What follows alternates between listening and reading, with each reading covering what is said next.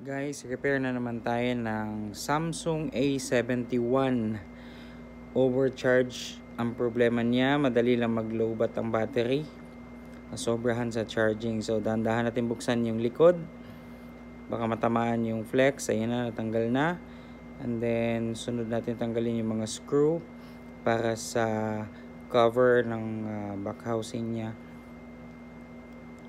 And then, dahan-dahan lang, baka matamaan yung mga flex. Remove natin yung charging flex. Ito yung dati yung battery, bloated na, medyo mataba na siya. Ito yung bago, manipis lang.